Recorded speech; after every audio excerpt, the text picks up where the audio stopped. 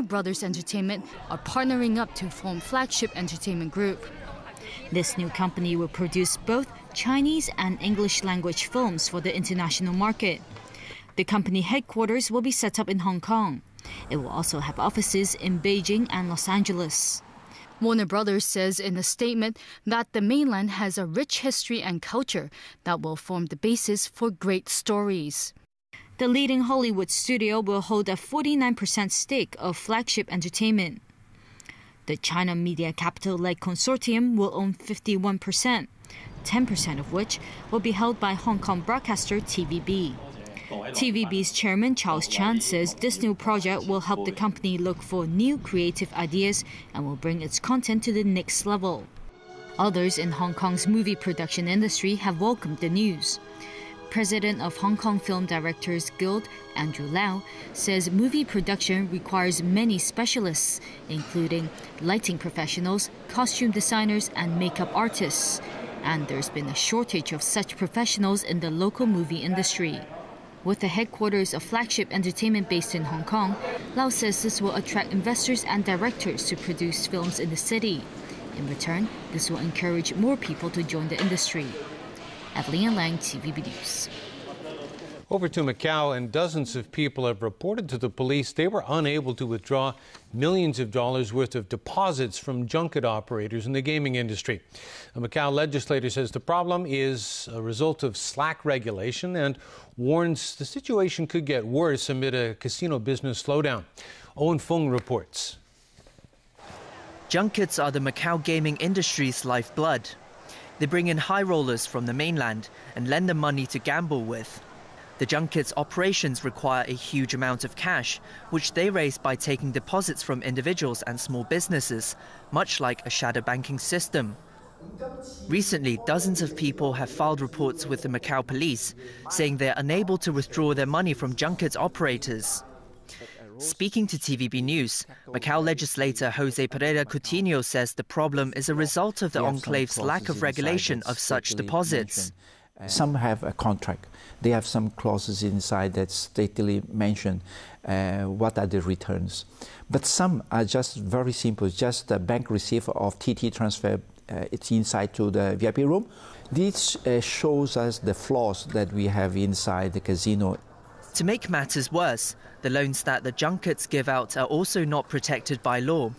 This is a huge problem. There are huge debts outside because under the Macau regulation and mainland that do not consider those gaming loans as a loan by itself. The lawmaker has urged the Macau government to tighten regulations on junket operations. He's warned that the problem will deteriorate if the casino industry's business slowdown gets worse. Owen Feng, TVB News. Fire broke out at a recycling plant in Yuen Long today and spread to 3 other facilities.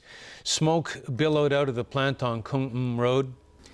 The blaze also burned through the roof of some structures there. Authorities say the fire broke out just after 1 this afternoon. The blaze later spread to 3 other recycling plants. It took firefighters about 4 hours to bring the blaze under control. No casualties have been reported so far. Hong Kong Global Geopark of China has retained its world-class heritage status. The park was admitted to the Global Geoparks Network, a group supported by UNESCO back in 2011.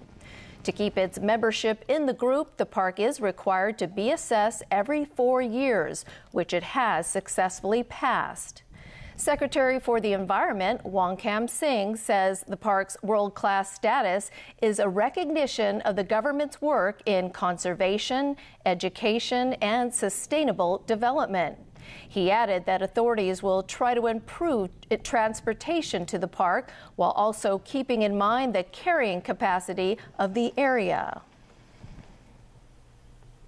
A Long March 6 rocket carrying 20 microsatellites was launched today from the Taiwan Launch Center on the mainland. Most of the satellites will be used for space experiments on new technologies and products. A new model of the Long March 6 rocket was used in today's launch. It uses a propellant made of liquid oxygen and kerosene. An official says the new rocket is the first in China that uses a fuel free of toxicity, and using such a propellant can also cut costs by a lot. The rocket is also said to have reformed the way carrier rockets are tested and launched in China. Loading and testing procedures were finished when the Long March 6 rocket was at a horizontal position before it was lifted upright for launching. Today's launch has tested the feasibility and accuracy of the rocket's design, as well as other new technologies. And Jackie Collins, the best-selling author of dozens of steamy novels, has died of breast cancer at the age of 77. Collins loved to dramatize the lifestyles of the rich and treacherous by writing about stories of sex, glamour, and power. Her first novel, The World is Full of Married Men, was a story of sex and show business set in swinging London back in the 1960s. It was tagged as a scandalous bestseller and was banned in Australia. She wrote several other novels in the 1970s, but became a celebrity in her own right with her 1983 book, Hollywood Wives. It sold more than 15 million copies and led to sequels and became a hit TV miniseries. All right, Chris, what do you have for us in Sunday sports today? It's rugby time. We're going to stick with it. And at the World Cup in England, Japan shocked two-time champion South Africa in what's being called the greatest upset in rugby history. Jameson Wong has more.